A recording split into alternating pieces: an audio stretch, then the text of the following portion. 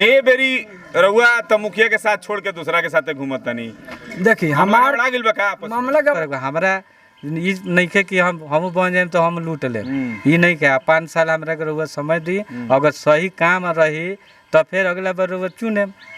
सही ना काम करम तो ओकरा बाद हमरा के रउआ मार के भगा दे। रउआ कहनी है 2500 तनख्वाह बा तो 2500 के तनख्वाह में जाके देखी 3 गो बिल्डिंग में पिटा गइल बा। जे वर्तमान में बा ना वो 3 गो बिल्डिंग पीट ले बा। पता ना लखनऊ में दिल्ली में बहुत जगह ले बा। अब BA, BCom, BSc और MA, MCom करें विश्व की सबसे बड़ी यूनिवर्सिटी इग्नू से। सॉल्ड असाइनमेंट और गाइड बुक्स प्राप्त करें। संपर्क करें Mahakal computers, DAV college gate के सामने, सिवान। नमस्कार, हमें राना रुआ देख रहल बानी मैच बॉक्स और मैच बॉक्स की टीम अभी दौरा करत पहुंच चुकल बिया हसनपुरा प्रखंड के लहेजी पंचायत में। लहेजी पंचायत के ई मंदरौली गांव ह और यहाँ पर हम उपस्थित बनी काहे कि यहाँ ऐनी ह तो एगो प्रत्याशी के भ्रमण चल रहल बा, क्षेत्र भ्रमण चल रहल बा। यहाँ के घूम घूम के लोग से वोट मांग रहल बनी काहे कि रुआ जानतनी कि 8 तारीख के मतदान होखे वाला बा। यही 8 के मतदान होखे वाला बा। नज़दीक चुनाव आ गिल बा तो सबकर दौरा तेज हो गइल बा। पीछे से आवाज़ जिंदाबाद जिंदाबाद क्या होत हुई काहे कि बहुत सारा प्रत्याशी घूम रहल बड़े, प्रचार हो रहल बा। हमरा साथे जे प्रत्याशी बनी, यहाँ के मुखिया प्रत्याशी बानी संगीता देवी जी और यहाँ के पति विकेश पासवान जी हमरा साथे बानी। बहुत बहुत स्वागत बा दोनों आदमी के। रउआ के भी बहुत स्वागत बा। ये इतना दूर दराज में रउआ पहुँच चुकल बनी। आई पंचायत के समस्या के रउआ उजागर करें। आप पंचायत के सभी लोग के बीच रउआ सही रूप से रखें। बहुत बहुत धन्यवाद बा। चलिए विकेश जी, हमने के एकदम सीधा सवाल करे नहीं जा रहा। चुनाव जहाँ तक हमरा पता चलल बा कि रउआ 2006 में लड़नी, 2011 में लड़नी, 2016 में लड़नी। 3 हाली चुनाव रउआ लड़ल बानी या तीनों हाली रउआ हारल बानी, जितने वोट से हारल होखी। अब चौथा बेरी रउआ लोग चुनाव मैदान में आ चुकल बानी लो।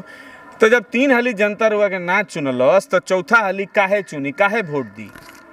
हम हमेशा प्रयास में रहे नहीं कि कबो तो लोग के दिमाग में आओ कि एगो सही प्रत्याशी लड़ता। यहाँ ई पंचायत में सबसे ज्यादा जतीयता चलेला। अच्छा, हाँ जतीयता बा। यहाँ यादव बहुत क्षेत्र संख्या बा। हम बनी रिजर्व में 2006 में रिजर्व रहे तो 55 वोट से हार गनी। 11 में भी भइल का दूसर का बात है कि उनका घर लहेजी मठिया है तो मठिया किए जाई। लहेजी राज बा, लहेजी पंचायत बा तो लहेजी राज होके के लहेजी में ताज होके के चाहिए। तो ये लोग का नाम बा कि राज लहेजी तो ताज लहेजी। तो ये से हम हमेशा प्रयास में बानी कि कबू तो समझ में लोग के आई कि एगो सही आदमी लड़ता ओकरा के चुनल जाओ। अब देखिए अब लोग के प्रतिनिधि लोग के गाँव के जनता लोग के बीच में का होता है। हम ये प्रयास में बानी कि कोई समझ में वो लोग के आवे। विकेश जी, सवाल आवता कि रउआ 3 गो चुनाव लड़ चुकल बानी, चौथा चुनाव लड़तनी। चुनाव लड़ल ए बेरा खर्चा के काम बा, फ्री में चुनाव ना होत बाना। अब जीतियो जाए तो 2500 रुपया तनख्वाह मिली महाराज। अगर कजिया छठियार 27 में न्योता करे जाम नु तो मोटरसाइकिल के तेल कम पड़ी काहे कि मोदी जी वो सस्ता कर दिल बन तेल। हाँ, तो महंगाई तो बहुत बा। हाँ, महंगाई से लोग बहुत परेशान बा। अपन गैस की एजेंसी भी बा।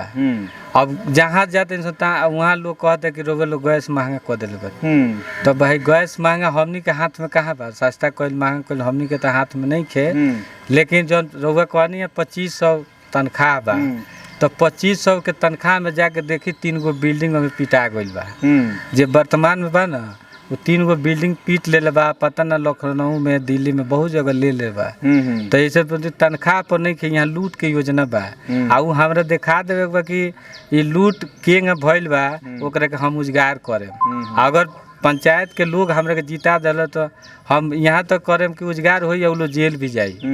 हम ये प्रयास में बानी कि लोग हमरा के वोट दे ताकि अगला जो 40 साल से लोग लूटपाट कैले बा ओकर उजागर होको। तो कहीं ऐसा नहीं खे नु कि रौरो लौकता कि भाई 2500 तनख्वाह में 3 गो बिल्डिंग जब पिटा गइल तो हमरो पिटा जाइत। मान ली कि गैस एजेंसी से आमदनी बढ़ले बा आ एनियो से आवे लगी तो हमरो 2-4 गो और पिटा जाइत ना। ऐसा देखी, ऐसा तो सब कोई वो कहत नहीं, सही बात बा, लेकिन हमारे लगे लालच नहीं खे। ऐसा ही हमरो बिल्डिंग बा सीवान में बा, हमरो पटना में भी बिल्डिंग बा। हमारा बिल्डिंग है 10 गो गाड़ियों बड़ी सन, बिल्डिंग के जरूरत नहीं खे। हमारा गाँव में विकास के जरूरत बा, लोग के नल जल बा लागल बा, पानी नहीं खावत, शौचालय नहीं खे बनल, कुआं के निर्माण करे करला, ओकरा के जीर्णोद्वार करे करला, साफ सफाई करे कर, कागज में बन गइल, पैसा उठ गइल। गांव में नाली नहीं खे, सोख्ता बनावे करला, सोख्ता कागज में बन गइल, पैसा उठ गइल। शौचालय के भी लोग पैसा खा गइल। तो हम ये चाहते हैं कि लोग के पता तो चले के चाहिए कि सरकार के योजना का बा, योजना कितना चलता लोग के अभी मालूम है। जब तक बदलाव ना करी लो तले नया योजना चलता सरकार के, केहू के पते नहीं है कि कौन कौन सरकार की योजना चलता। लइकन सन के पढ़ाई लिखाई के भी योजना बा, लेकिन लोग बताए तब ना, केहू बतेबे ना करेला। आ हमनी के बहन संग हमके 24 घंटा 24 आवर 24 घंटा हमनी के काम करते हैं। लोग के हमेशा फोन रिसीव करे निसन लोग। हमरा जौन काम मिलल बा गैस के, तो गैस के घर एकदम होम डिलीवरी डोर टू डोर हमेशा।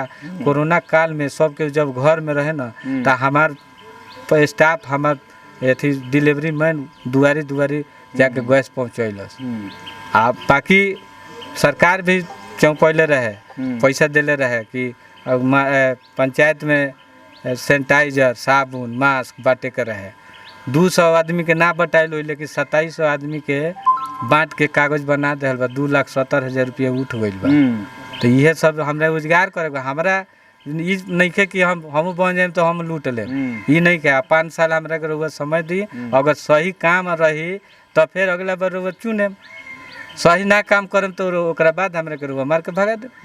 सीधा सीधी ये बात बटे, काम देखावे के बा। यही से हम लगातार 4था बार हम चुनाव लड़तनी, ये बात बा हमरा लगे। अच्छा, जहाँ तक हम रिकॉर्ड देखत तनी, अगर वो लहेजी पंचायत के बात कल जाओ तो ये पूर्व सांसद जी के गांव है, वहाँ के आजकल सिवान के गांधी कहा तनी, और वहाँ के घर में मुखिया ही रहल बा 10 साल।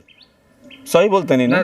40 बरस हो गए। 40 बरस हो गए। पिछला 22 साल रहे। हमारे 41 बरस उम्र हो गई। हमके जन्म से देखत इंसान के उनकरे घरे बा। बीच में रिजर्वेशन रहे तो 2 हाली बदलाव भइल, लेकिन उनकर ऐसा प्रत्याशी उ लोग चुनल कि उनकरा कांधा पर बंदूक धऽ के गोली चलावल। वो काम कइल। जौन लइका दारू बेचत रहसन आज मास्टर हो गइल बड़सन, जौन पढ़त रहसन आज बेरोजगार बड़सन। इहे उ लोग काम कइले बा। अच्छा, तो हमार सवाल ई बा कि मान ली कि वहाँ के विकास पुरुष अपना कहे नहीं कि बहुत विकास करले बानी। आप पंचायतवा में हम अइनी हो तो जब हम मंदरौली में घुसनी हो तो हम 4 चक्का में रहनी हनु, तब वो किचिर कह के पार करे के पड़ल हो। ओकरा बाद होने गड़िया लगा के पैदल है जा तक आवे के पड़ल हो। हमनी के जहाँ बैठल बानी सन यहाँ रास्ता नहीं है। आगे न मस्जिद बा, पैदल लोग जाला। यहाँ रास्ता है नहीं है। आ रास्ता कहले हम विकास कैले बानी। अगर उ लोग विकास कैले रहित न तो इतना मेहनत करे के ना पड़ी। आज खुद उ घूमत रहन, उ रात में घूमत रहन, दिन में चारू भाई मुखिया वर्तमान जे बा उ घूमत रही। माने एड़ी चोटी कह दिले बोलो। काम कैले रहित लो तो आराम से बैठा रहित लो, घर में बैठा रहित लो, आ उ लोग जीत गए रहित। काम तो भइल नहीं खे। लूटा लूटी कैले बोलो। उनकर एगो प्रतिनिधि बा, अब उनकरा लोग के कहता लोग कि वो तो गलती कह दिले बा, माफ कर दिलो। लोग से घूम इहे लोग कहता। अच्छा, पर रउआ के अगर लोग जाके वोट देता 3 बार, तो मान ली कि रउआ के लोग जितैले नहीं खे, 3 बार रउआ चुनाव लड़नी, लेकिन अगर ये बेरी चुनाव जिता देता लोग जाके, तो राउर एजेंडा का होई? रउआ कौना तरीका से विकास करें? हमार एजेंडा ये बा कि सरकार के जितना योजना चलता कागज में ना धरातल पर चली। जितना स्कीम आइल बा, चाहे वो नल जल के होके, चाहे शौचालय के होके, चाहे नली गली के होके, आ चाहे इंदिरा आवास, चाहे पेंशन, जितना भी योजना बा वो टोटल धरातल पर होई आ सबके योजना के लाभ मिली। हमारी ये योजना बा, यही देखा दे काम करके। जब काम करम तब लोग अगला बार कही तो चुनाव लड़ल जाई, ना कही अगर काम हमारे पसंद ना पड़ी तो हम खुदे ना आए। अबो करम तो हमरा के लोग मार के भगाई। जैसे एगो पूर्व में भी एगो मुखिया लड़ रहलन, वर्तमान में 2016 में रहलन, आ 2016 में रहते हुए चुनाव लड़लन, उनका मात्र 8-10 गो वोट मिल रहे। वही स्थिति आज के वर्तमान में जो मुखिया बा ओकर स्थिति हो गई बा। तो ये हम कहें कि जाति विशेष पर ध्यान न देके व्यक्तिगत विशेष पर भी ध्यान नहीं देवे के, पढ़ल लिखल शिक्षित उम्मीदवार के रउआ चुनी ताकि वो काम करे। खूंटा बदलला से काम नहीं चले। यहाँ तो लोग कहता बदल दे, लेकिन बदलाव होई वो यहाँ के लोग बा एगो यादव के हटा के एगो यादव के रख देवे के बा, यह तो बदलाव लोग सोचता है। तो हम ये लोग से अपील करें, खूंटा बदले वाला काम मत करे लो, समाज के प्रति काम करे, लगन होके वैसन प्रत्याशी के चुनल जाए कि वो काम करे। खूंटा बदलला से विकास ना होला, यह बात बा। चलिए बिल्कुल, अगर हमनी के वर्तमान में 7 निश्चय पर तनी सा गौर कइल जाओ तो चाहे वो नल जल होखे, नली गली होखे, चाहे जल जीवन हरियाली होखे, कितना एमे काम भइल बा। 7 निश्चय योजना में कागज में काम भइल बा, बाकी कहीं काम नहीं कर। रउआ देख ली, हमरा लोग लिस्ट बा, हम रउआ के दे देम। टोटल पीसीसी के निर्माण कागज में हो गइल बा, 9 लाख रुपया निकल गइल बा, लेकिन आजो ईंट करन बा। नाली बन गइल बा कागज में, लेकिन नाली कहीं लौकत नहीं खे। कुआं के जीर्णोद्धार हो गइल बा, साफ सफाई कर दिल बा, मात्र 5 गो कुआं के भइल बा, जबकि 20 गो के पैसा देखावल हुआ। तो इहे तो हमरा लोग के देखावे के बा, इहे देखावे के बा कि वर्तमान में लोग का कइले बा, ओकरा के हम देखाएम तबे न लोग कही कि पहिलका में का अंतर बा, जे आवत ओकरा में का अंतर होई। हमनी के जातीयता नहीं करे के, ये लोग जाति विशेष पर जहाँ उनका जाति वर्ग के लोग वही जा कुछ काम कैले बलो, लाइट लगा दिले बलो, सोलर लाइट लगा दिले बलो। रास्ता बहुत खराब रहा, रास्ता बंद रहा। हाई स्कूल पर लड़का सन के हमके चिंता हो रहा कि स्कूल खुली तो लड़का केंगे जइहा सन, लेकिन ओकरा के बीच में का भइल कि नाला वाला साफ सफाई करा के ओकरा के बराबर खाली कर रहल बा, जौन पक्की रोड रहे अभी ईंट करन खानी लागता। ये बात बटे। आम सभा ग्राम सभा लागेला जा आज तक कागजे में भइल, आज पते नहीं के चलल कि आम सभा ग्राम सभा, आम सभा में ग्राम सभा में सब वार्ड के बैठक होके, लेकिन भइले नहीं। तो रउआ का गारंटी बा कि रउआ अगर जीत जाए तो रउआ आम सभा ग्राम सभा लगा के अब विकास कराएम? तो गारंटी हम देतनी कि 15 गो वार्ड बा हमरा यहाँ, 15 गो वार्ड सदस्य लोग बा, ओमे उप मुखिया भी होला, मुखिया भी होला ना। तो 15 गो वार्ड के लोग के हमनी के बैठा के ग्राम सभा लगाएम सन। ओकरा पंचायत के पंच लोग बा, सरपंच लोग बा, उ लोग भी जन प्रतिनिधि बा, जिला परिषद के भी यही गांव में जिला परिषद के सदस्य भी बा, आ बीडीसी के भी सदस्य बा 2 गो। ये लोग बैठा के हमनी के ग्राम सभा करन। ग्राम सभा भइला से ई फायदा होई कि लोग के जानकारी होई कि हमारा ग्राम में कौन कौन योजना आइल बा। ये एकदम निश्चित बा कि हमनी के आम सभा ग्राम सभा कागज में ना करके धरातल पर करम सन। हमके पंचायत सरकार भवन भी बनत रह जाके देख लेम, 1 साल से ऊपर हो गए, सब पैसा निकल गइल बा, लेकिन अभी न्यू कंप्लीट नहीं के भइल। तो जहाँ आम सभा ग्राम सभा लगाए के अभी वो भवन नहीं के बनल, वो अपने घर के पीछे भवन बनैले बलो, लेकिन सभा कोनो ना होला। तो एक हम के गाँव में पंचायत में बैठा के लोग के बीच में ग्राम सभा आम सभा लगाए सन हमने के। जी, संगीता देवी जी बानी जौन की मुखिया प्रत्याशी बानी, रउआ अपना जनता से, अपना पंचायत के लोग से का अपील करे के चाहे 8 अक्टूबर के लेके? 8 अक्टूबर के लेके यह अपील करे के चाहतनी कि हमार गांव के जे भी बुजुर्ग महिला या लड़की बाड़ी लो जो भी है, वो ये सोच समझ के माने हमको समझे कि ये मेरे लिए कुछ कर सकती हैं अपने गांव में। देखा जाए तो बच्चियों के लिए कुछ भी नहीं है, बच्चियों के लिए भी बहुत कुछ समाज सरकार की तरफ से अच्छी अच्छी योजनाएं आ रही, लेकिन बच्चियों के तक नहीं पहुंच सकता है। और आज भी बच्चियों को, औरतों को उसी तरह से घर में दबो रहो, खुलने का, बाहर जाने का या बाहर किसी अच्छे काम करने का कोई भी रास्ता नहीं दिखाया जा रहा। बस यही सोच के आप लोगों के सामने आए कि उन लोगों को उत्साहित करें और अपने गांव का नाम कुछ कर सके। रउआ का अपील करे के चाहे हम अपना जनता से? अपील तो हम ये कहेंगे बदलाव लियाओ लो भाई, आ बदलाव सही आदमी के चुन लो तबे बदलाव होई। ना सही आदमी आई तो फिर वही बात रह जाए। कबो बदलाव पंचायत वही 40 साल पहले जौन रहे वैसने रह जाए। ये अपील बा। चलिए बहुत बहुत धन्यवाद। कुछ समर्थक बने यहाँ, समर्थक लोग से बातचीत करे तनी का भाई का देख के समर्थन कर रहल बनी लोग? हमनी के तो बहुत चीज देख के समर्थन करत हन, जो ठीक बा भाई। का पाउच मुर्गा? पाउच मुर्गा के बात नहीं है यहाँ, बहुत चीज बता रहल बा कि उ सब हमनी के समाज में नहीं है। अच्छा ठीक बा, यहाँ ई देखल जाता कि कोनो से काम कल जा, प्रत्याशी के जितावल जा कि कोनो चीज पंचायत में विकास हो। ठीक बा, मान ली कि रवा के जिता दहल जा, कोनो चीज के विकास ना हो तो कोनो फायदा बा ना रवा के जितैला के। तो वैसन आदमी के चुने के चाही कि विकास वो आदमी कर सको। कुछ लड़का नौजवान घूमता रह, लड़की मेहरारू जब भी घूमता कुछ कर सको ओकरा खातिर, तो वैसन आदमी के चुने के चाही। अच्छा चली कुछ और लोग बाए जा बात कर ले तनी। कुछ चाचा लोग ने बालू का चाचा रवा ना बोले कोनो बात ना के बोली का जी?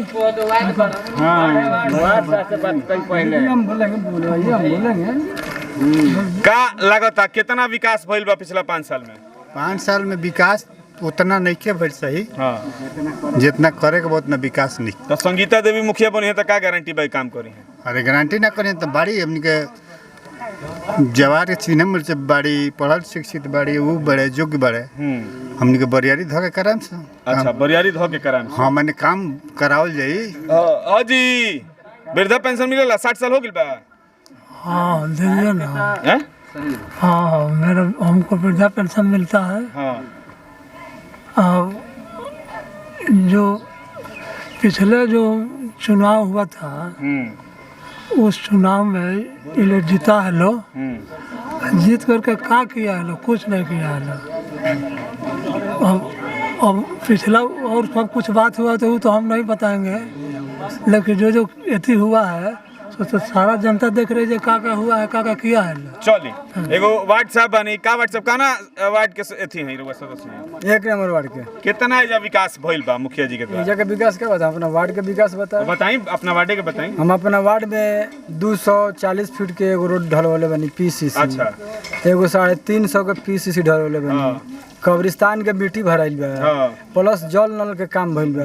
हमरा देश से, हमरा वार्ड से, हमरा पैसा से इतना काम भइल। तो मुखिया जी नु पैसा देले होई है? तो मुखिया जी अपना घर से दियो और आइल बा तबे न हमरा के तबे दी है, घर से केहू थोड़ी देला। रउआ अपना घर से थोड़ी लगाते ना। तो हमर मुखिया जी के लगे आइल बा, मुखिया जी हमरा के देले बा, हम काम कइले बनी। अच्छा ए बेरी रउआ तो मुखिया के साथ छोड़ के दूसरा के साथे घूमत तनी।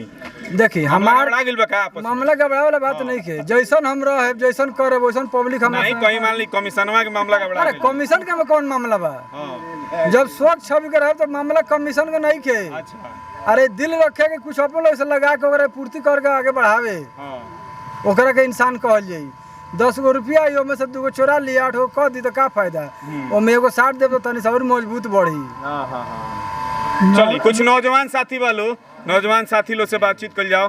का भैया का लागत है बेरी? ए बेरी पूरा समर्थन बा, सीट निकल जाए संग बैगन छाप से। ए बेरी बदलाव जरूरी है, जनता सब समझ चुकी है, लहेजी के जनता है। इस बार बदल देना है, वर्तमान मुखिया को हटा देना है। अच्छा। इधर संगीता देवी का भारी समर्थन है और अंदरूनी वोट है, हम लोग जीत रहे हैं लोग। अच्छा जी अंदरूनी वोट बटे जी। कुछ और नौजवान सुनिए, और अलाउंस हुआ था हम लोग के मठिया में जो स्टेडियम बनने के लिए, विधायक जी भी जो जीते थे वो भी कह गए, एमपी साहब भी कहे हैं, और मुखिया जी लोग यहाँ स्टेडियम बना देंगे।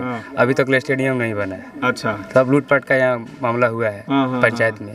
जी जी चली है ना कुछ और साथी बढ़े का भैया का लागता है बेरी बदलाव होई कि का होई? यहाँ के 4 साल से लड़ा नहीं, एक बार मौका मिले के चाहिए। जी माने मुहा के कि यहाँ के 4 बार से लड़तनी से? हाँ यहाँ के बहुत माने हमनी के गांव में भी नाला भी बनैले बानी। मैंने पहले से काम केले बनी। जी काम कैले बानी, ट्रांसफार्मर भी लगैले बानी। रोड ट्रांसफार्मर जी एक बार मौका मिले के चाहिए। जी हम जीतम तो यहाँ काम कर रहे हैं जी बहुत विकास कि गैस एजेंसी से कमैले बनी या मुखिया से काम है? ना जी ना, ऐसा बात नहीं है। हम लोग फुटबॉल खेला दिए, आज एमपी विधायक दुरंदा विधानसभा का बात कर रहे हैं, कोई फुटबॉल लेडीज महिला नहीं खिलाया है। हम लोग एजेंसी की तरफ से, चाहे मुखिया जी की तरफ से, संगीता देवी की तरफ से, विकेश भैया की तरफ से, हम लोग का 2 लाख रुपए लाया फुटबॉल खेलाए लोग। आज तक ओम प्रकाश यादव जी नहीं खिलाया है, चाहे विधायक जी व्यास सिंह। तो हम लोग इसी से समझ लीजिए कि विकास करेंगे कि नहीं। एगो और नौजवान साथी है जब का भाई बॉडी तो बढ़िया बनेले बड़ा का लागता? का लगता बदलल जरूरी बा। बदलाव होई तबे विकास होई, ना बदलाव ना होई तो विकास कबो ना होई। यह बात बा। अच्छा तो बदलाव तो होते आवता ना, फिर वह होता नो यहाँ से खोल के वहाँ जाता है। अच्छा आदमी आदमी बदलता रहे ना, आदमी कहाँ बदलता है, नैखन बदलता है, एक ही लगे जाता है, एक ही आदमी लगे जाता है। आदमी जब बदली तब वही विकास हुई, एगन ये तो विकास हुई ना। माने विकास खातिर बदलाव जरूरी बाटे। का भाई का लागता संगीता देवी के अगर मुखिया बना देता गांव के लोग तो विकास होई? एकदम हुई, एकदम। अगर 5 साल आपको अगर दे रहे हैं हम लोग को गद्दी, अगर तो 5 साल में अगर नहीं लगे तो आप चेंज भी कर सकते हैं। पहले दीजिए उसके बाद देखिए। सर हुआ कौची देख के जा माने समर्थन कर रहल बनी लोग? देखिए अपन जात देख के, पैसा देख के, दारू देख के? हम लोग जातिवाद नहीं करते हैं, जातिवाद नहीं करते हैं, न दारू पीते हैं। जातिवाद हमारे यहाँ सभी जाति के लोग आए हुए हैं, हम लोग जातिवाद नहीं करते हैं। देखिए अगर पढ़ा लिखा कोई चुनिएगा तबे न बढ़ेगा, पढ़ेगा इंडिया तबे न बढ़ेगा इंडिया। और जो पढ़ाई लिखाई नहीं किया है, जिसके पास सर्टिफिकेट भी नहीं है, वो नेता बन जाएगा तो क्या करेगा? अप्लाई न करेगा। पढ़े लिखे शिक्षित डबल MA किए हैं, इसीलिए कह रहे हैं कि हाँ नहीं, इसीलिए कह रहे हैं कि अच्छे सभी को चुनिए, पढ़े लिखे चुनिए, अच्छे से अच्छे नेता को चुनिए, तभी विकास होगा। बिल्कुल बिल्कुल।